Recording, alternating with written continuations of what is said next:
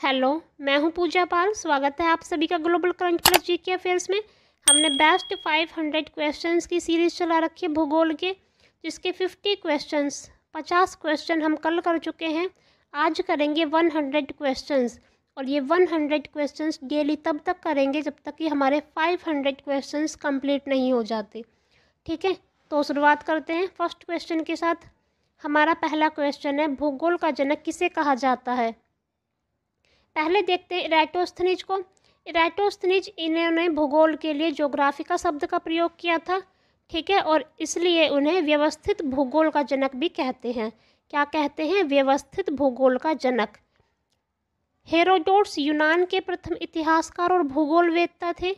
ठीक है, इनकी एक फेमस बुक है हिस्टोरिका, और इसका आंसर बनेगा डी, हिकेटियस, जिन्हें भूगोल का पिता कहा जाता है, और इनकी एक प्रसिद्ध पुस्तक है पृथ्वी का वर्णन। चलते हैं नेक्स्ट क्वेश्चन पर। नेक्स्ट क्वेश्चन है, भूगोल के लिए ज्योग्राफी का शब्द का प्रयोग सर्वप्रथम किसने किया। तो ये किया, अभी अभी बताया था, इराटोस्थनीज ने किया। ठीक है, नेक्स्ट क्वेश्चन है,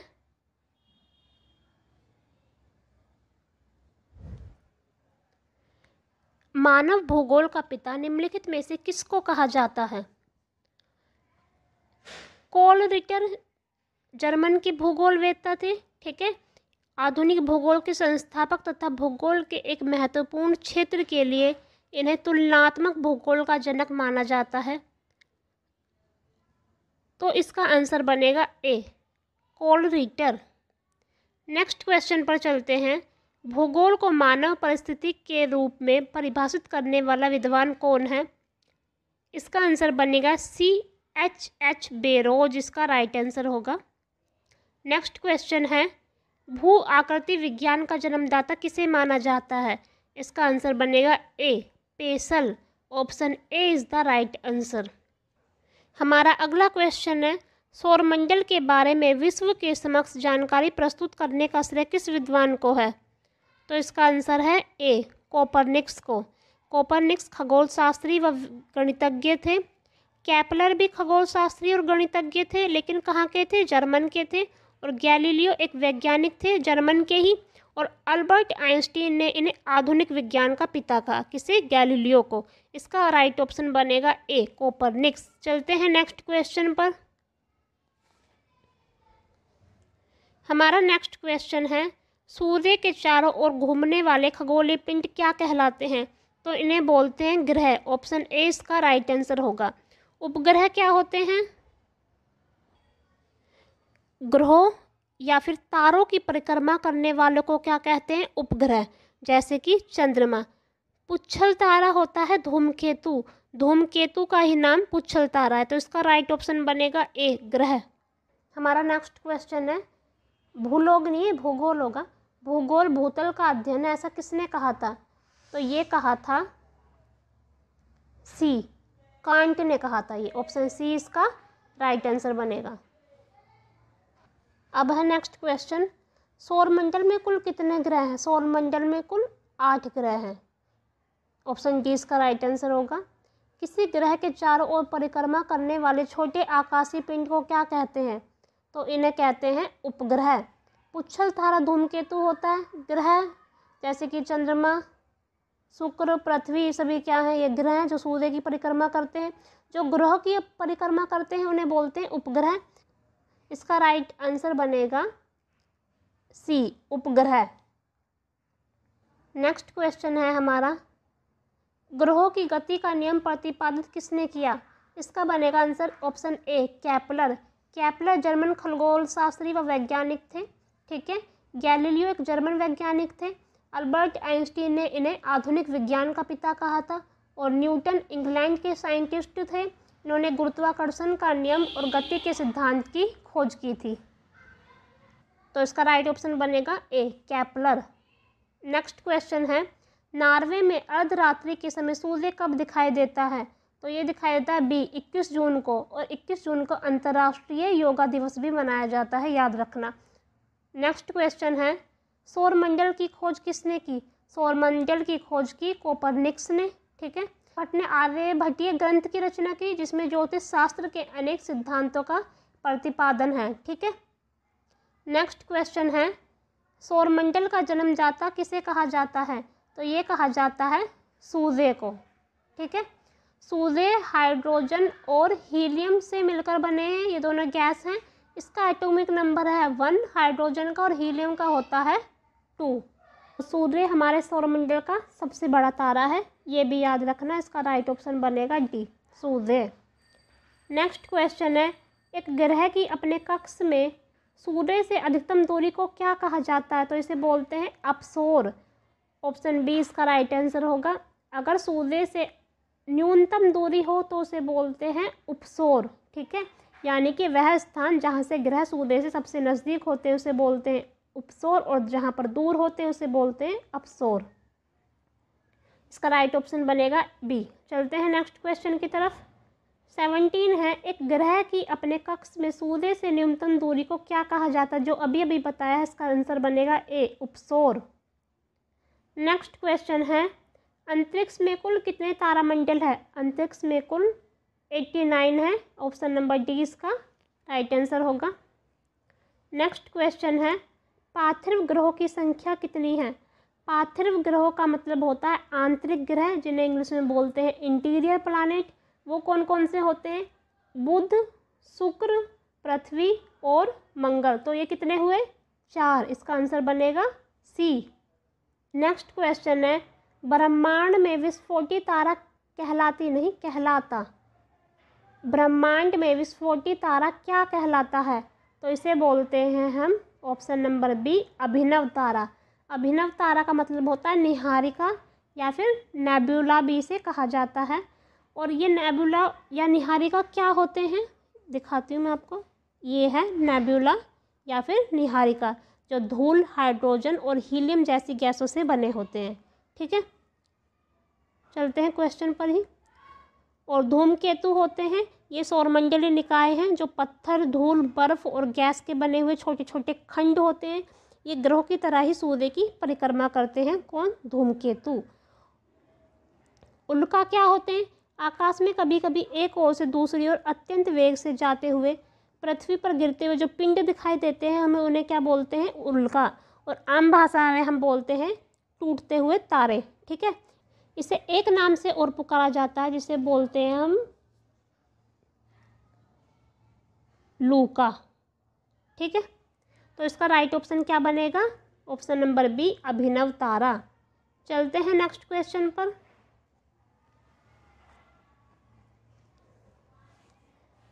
नेक्स्ट क्वेश्चन है, निम्नलिखित में से कौन एक तारा है? पृथ्वी, शुक्र, सूर्य या फिर चंद्रमा? तो इसका आंसर बनेगा सी, सूर्य। ठीक है, पृथ्वी और शुक्र क्या है? ग्रह हैं। सी, सूर्य क्या है? तारा है। और चंद्रमा क्या है? उपग्रह। इसका राइट आंसर बनेगा सी। चलते हैं नेक्स्ट क्वेश्चन पर। सूर्य प्रकाश धरती तक पहुंचने में कितने मिनट का समय लेता है? तो इसका आंसर बनेगा बी। नेक्स्ट क्वेश्चन है, सूर्य के सबसे दूर कौन सा ग्रह है? बुध सबसे पास है। प्लूटो सौरमंडल का सबसे बड़ा बौना ग्रह है। बृहस्पति सबसे बड़ा और 5वां ग्रह है। ठीक है, तो इसका आंसर बनेगा सी, वरुण। ये सबसे दूर वाला ग्रह है। चलते हैं नेक्स्ट क्वेश्चन पर। अगला क्वेश्चन है, कौन सा ग्रह सूर्य के सबसे निकट है? तो बुध अभी अभी बताया था। प्लूटो सबसे बड़ा, सौरमंडल का सबसे बड़ा। नेक्स्ट क्वेश्चन है, कौन सा ग्रह सूर्य के सबसे निकट है? ए, बुध पास में है सबसे, यही है इसका ऑप्शन राइट आंसर। ठीक है, प्लूटो सौरमंडल का सबसे बड़ा बौना ग्रह है। बृहस्पति 5वें नंबर का ग्रह है और सबसे बड़ा ग्रह है। इसकी खोज किसने की थी? गैलीलियो ने की थी। और गैनीमेड इसका सबसे बड़ा उपग्रह है। ठीक है, शुक्र सूर्य से दूसरा ग्रह है और इसे भोर का तारा या फिर शाम का तारा भी कहा जाता है। 2020 में इसमें फोस्फिन गैस के प्रमाण मिले हैं, जो एक जहरीली गैस होती है। ठीक है, कौन सी गैस? Phosphine gas. तो इसका राइट आंसर बनेगा ए, बुध। नेक्स्ट क्वेश्चन पर चलते हैं। किस ग्रह में चंद्रमा की तरह कलाएं होती हैं?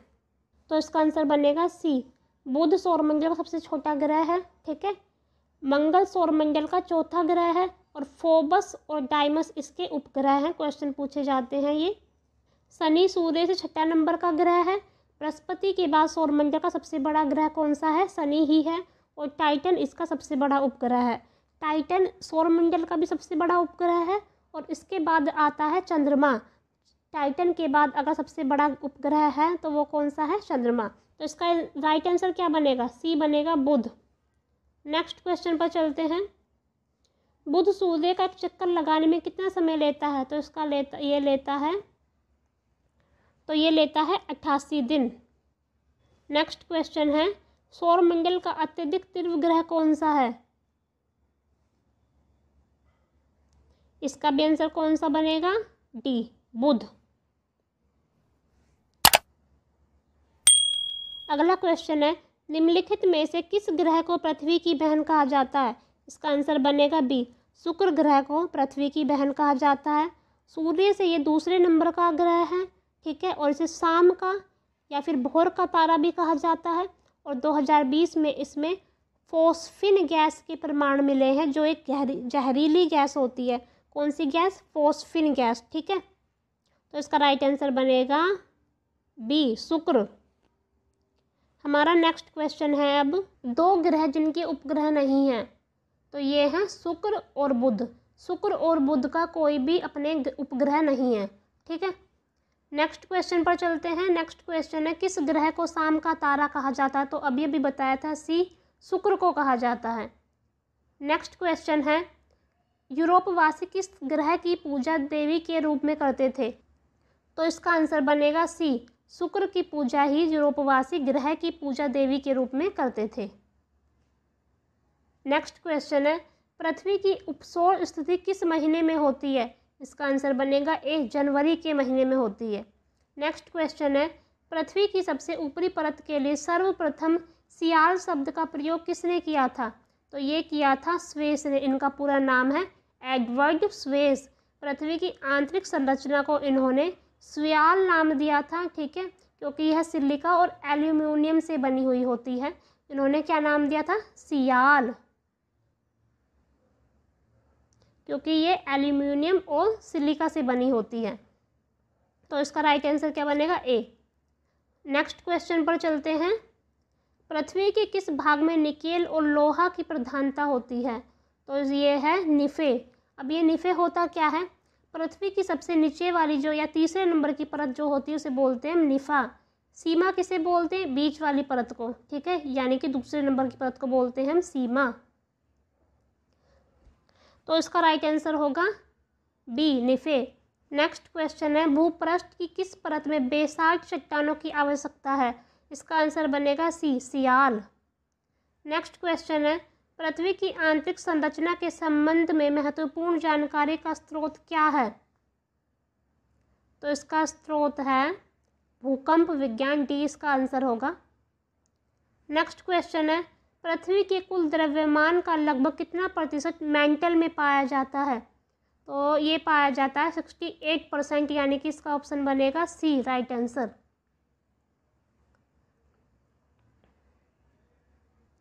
नेक्स्ट क्वेश्चन है, स्थलमंडल का विस्तार कितने किलोमीटर की गहराई तक होता है? तो ये है 100 किलोमीटर की गहराई तक है, ऑप्शन डी इसका राइट आंसर होगा। नेक्स्ट है, पृथ्वी के भू प्रॉपर्टी में कौन सा तत्व प्रचुर मात्रा में पाया जाता है? तो ये पाया जाता है एल्यूमिनियम, सी इसका राइट आंसर होगा। नेक्स्ट पर चलते हैं, पृथ्वी के धरातल के कितने प्रतिशत भाग पर महाद्वीपों का विस्तार पाया जाता है? तो ये पाया जाता है 29.2%, सी इसका राइट आंसर होगा। नेक्स्ट क्वेश्चन है, पृथ्वी की 3 संकेंद्री परतों में ऊपर से दूसरी परत का नाम क्या है? इसका नाम होता है नीफे। बताया था ना पहले से दूसरे नंबर वाली परत कौन सी होती है? नीफे। कुल अक्षांशों की संख्या कितनी होती है? तो कुल अक्षांशों की संख्या होती है 180। देशांतरों की संख्या कितनी होती है? देशांतरों की संख्या होती है 360 बी। निम्नलिखित नगरों में से कौन सा एक भूमध्य रेखा के सर्वाधिक निकट है? इसका आंसर बनेगा ए, सिंगापुर। सिंगापुर मलेशिया और इंडोनेशिया के बीच में स्थित है और ये विश्व के प्रमुख बंदरगाहों और व्यापारिक केंद्रों में से एक है। कौन? सिंगापुर। नेक्स्ट क्वेश्चन पर चलते हैं। नेक्स्ट क्वेश्चन है, निम्नलिखित में से किस देश से होकर कर्क रेखा गुजरती नहीं है? तो ये है जायरे। चीन से गुजरती है, भारत से गुजरती है। भारत में कर्क रेखा 8 राज्यों से होकर गुजरती है, जिनका नाम है, ये शुरुआत होते हैं गुजरात से। पहला है गुजरात, दूसरा राजस्थान, तीसरा मध्य प्रदेश, चौथा होता है छत्तीसगढ़, पांचवा झारखंड, छठा वेस्ट बंगाल यानी कि पश्चिमी बंगाल, और सातवां होता है त्रिपुरा, और आठवां है मिजोरम। ठीक है, ये 8 राज्य हैं जिनसे कर्क रेखा होकर गुजरती है। तो इसका राइट आंसर बनेगा ए, जायरे। नेक्स्ट क्वेश्चन पर चलते हैं। नेक्स्ट क्वेश्चन है, अंतर्राष्ट्रीय दिनांक रेखा कहाँ से गुजरती है? तो ये गुजरती है 180 डिग्री से, ऑप्शन नंबर ए। ग्रीनविच किस देश में है? ग्रीनविच है यूएसए में। देशांतर को पार करने में 2 स्थानों के स्थानीय समय के बीच क्या अंतर होता है? तो ये अंतर होता है 4 मिनट का, ऑप्शन सी इसका राइट आंसर होगा। अंतर्राष्ट्रीय तिथि रेखा का निर्धारण किस वर्ष में किया गया था? तो ये किया गया था 1884 में।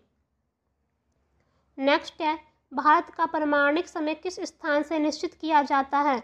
ये किया जाता है इलाहाबाद से, ऑप्शन सी इसका राइट आंसर होगा। भूपृष्ठ का कितना प्रतिशत भाग अवसादी सैलों से ढका होता है? 75%। नेक्स्ट है, कोयला किस चट्टान में पाया जाता है? तो ये पाया जाता है परतदार चट्टान में। ठीक है, आग्नेय चट्टानें क्या होती हैं? आग्नेय चट्टानें होती हैं जिनका निर्माण ज्वालामुखी से निकले मैग्मा या लावा से होता है, तो उसे बोलते हैं आग्नेय चट्टान, और ये काफ़ी कठोर चट्टानें होती हैं। ठीक, नेक्स्ट है, निम्नलिखित में से कौन रूपांतरित चट्टान नहीं है? नेक्स्ट क्वेश्चन है, निम्नलिखित में से कौन रूपांतरित चट्टान नहीं है? पहली बात तो रूपांतरित चट्टान होती कौन सी है? आग्नेय चट्टानों में ताप और दबाव के कारण जो परिवर्तन हो जाता है उसे बोलते हैं रूपांतरित चट्टानें। ठीक है, और इसमें संगमरमर और क्वार्टजाइट का मिश्रण होता है। तो स्लेट इसमें नहीं होता है, स्लेट वो ग्रेनाइट, तो ग्रेनाइट इसमें नहीं होता है, स्लेट होता है। संगमरमर होता है, स्फटिक भी होता है, तो उसका राइट आंसर बनेगा ए, ग्रेनाइट इसमें नहीं होता। निम्नलिखित में से कौन कायांतरित सेल है? रूपांतरित चट्टानें ही कायांतरित सेल होती हैं। ठीक है, इसका आंसर है संगमरमर, सी इसका राइट आंसर है।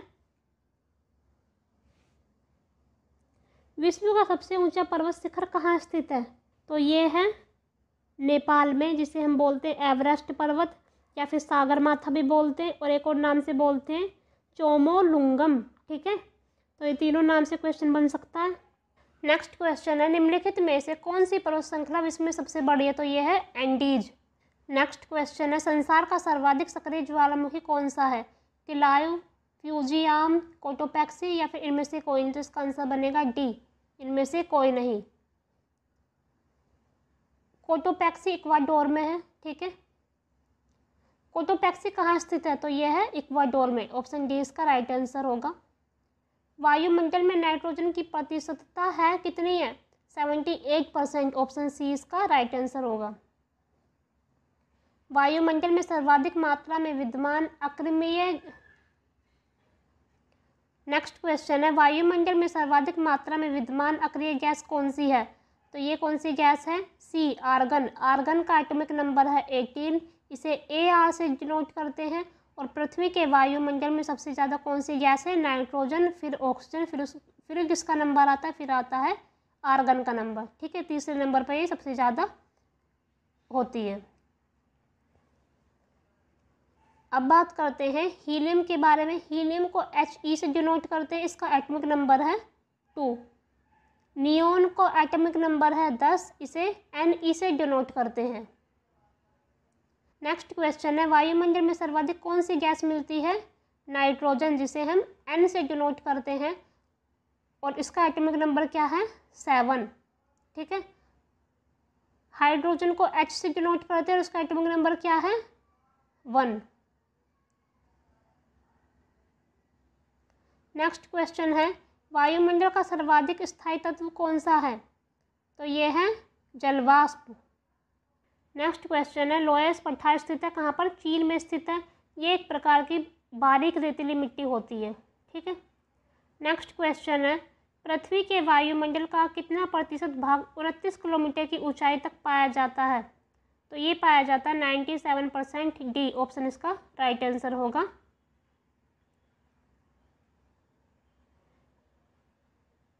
नेक्स्ट क्वेश्चन है, मेघ गर्जन वायुमंडल की किस परत में होता है? तो ये होता है सौभमंडल में।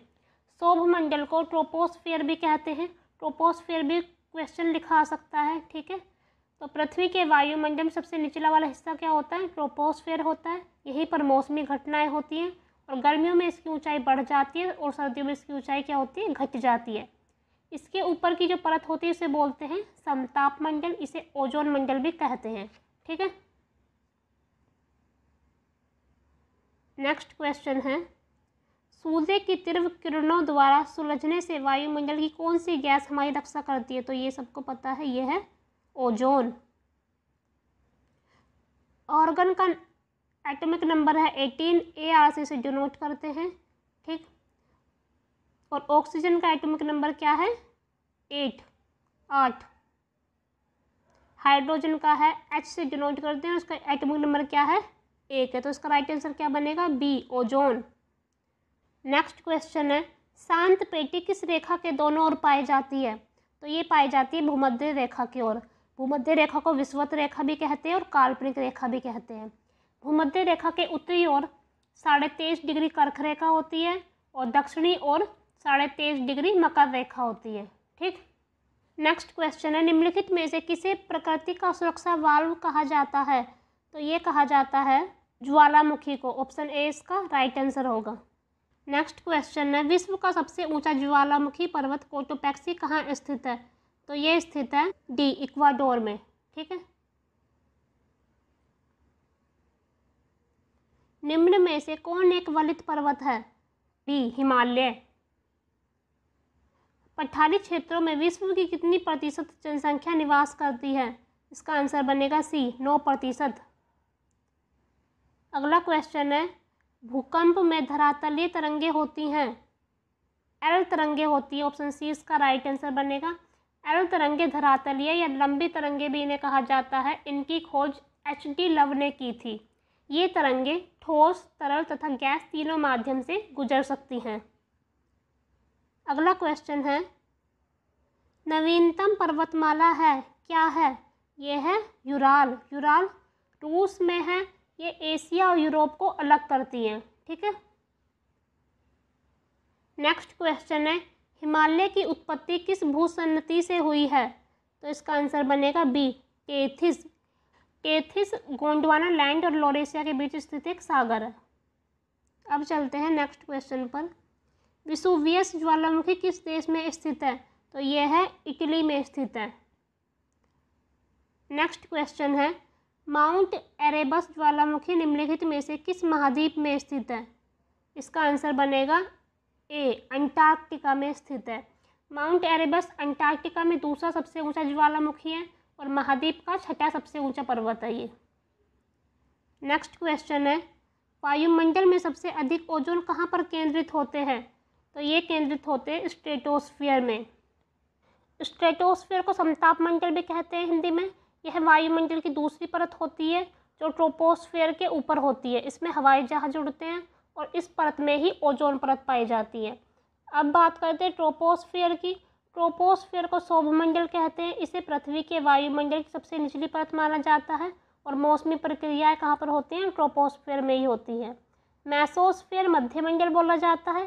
समताप मंडल के ऊपर इस परत में ऊंचाई के साथ तापमान गिरता है। इस परत में उल्कापिंड जलते हैं। तो कहाँ पर? मेसोस्फीयर में।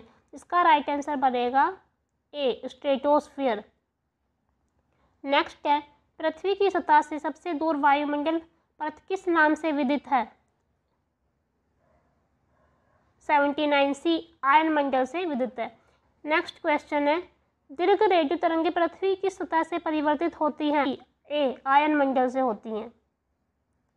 नेक्स्ट क्वेश्चन है, संचार उपग्रह किस वायुमंडलीय स्तर में स्थित होते हैं? तो ये होते हैं आयनमंडल में। नेक्स्ट क्वेश्चन है वायुमंडल के किस भाग में जलवाष्प की कुल मात्रा 90% भाग विद्यमान रहता है? तो ये किस में रहता है? सी, सौभमंडल में। अगला क्वेश्चन है सामान्य वायुदाब पाया जाता है कहाँ पर? सागर तल पर। अगला क्वेश्चन है वायुदाब में अचानक आने वाली कमी निम्न में से किसका सूचक होती है? तो ये होती है तूफानी मौसम का सूचक होती है।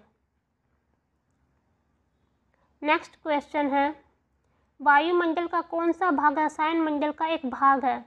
तो ये है ओजोन मंडल। अगला क्वेश्चन है उच्च दाब क्षेत्र से भूमध्य सागर की ओर चलने वाली पवनें कौन सी होती हैं? इन्हें बोलते हैं व्यापारिक पवनें। पछुआ पवनें होती हैं जो पश्चिमी दिशा से चलती हैं, ठीक है। समुद्री पवनें आपको पता ही है, तो इसका आंसर बनेगा ए, व्यापारिक पवनें। अगला क्वेश्चन है हवाई जहाज प्राय किस में उड़ते हैं? तो ये उड़ते हैं समताप मंडल में। अगला क्वेश्चन है वायुमंडल की सबसे निचली परत क्या कहलाती है? सौभमंडल कहलाती है। नेक्स्ट क्वेश्चन है चक्रवात की आकृति इनमें से किस प्रकार की होती है? तो ये होती है अंडाकार। ऑप्शन सी इसका राइट आंसर होगा। नेक्स्ट है चक्रवात का शांत क्षेत्र क्या कहलाता है? तो ये होता है चक्षु। नेक्स्ट है रेशेदार दिखाई देने वाले मेघ को क्या कहते हैं? इन्हें हम कहते हैं पक्षाभ। ऑप्शन सी इसका राइट आंसर होगा। अगला क्वेश्चन है विश्व में सर्वाधिक वर्षा वाला स्थान है, कौन सा है?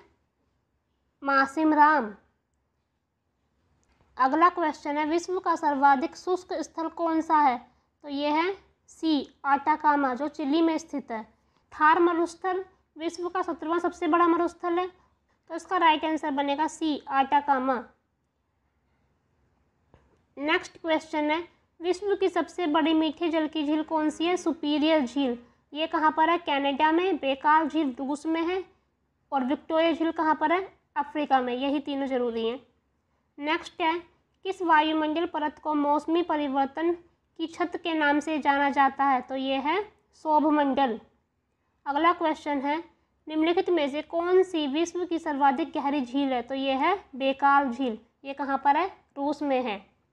अगला क्वेश्चन है विश्व का सबसे ऊंचा जलप्रपात कौन सा है? ये है एंजिल, दक्षिण अमेरिका के वेनेजुएला में कोरोना नदी पर स्थित है ये। अगला क्वेश्चन है विश्व का सबसे ऊंचा जलप्रपात कौन सा है? एंजिल है। ये दक्षिण अमेरिका के वेनेजुएला में कोरोनी नदी पर स्थित है। कहाँ पर? कोरोनी नदी पर। अगला क्वेश्चन है नियाग्रा प्रताप है, ये यूएसए में है, ठीक है। वैसे तो ये यूएसए और कनाडा की सीमा पर स्थित है, लेकिन यहाँ पर यूएसए दे रखा है तो यूएसए ही होगा। ऑप्शन सी इसका राइट आंसर है।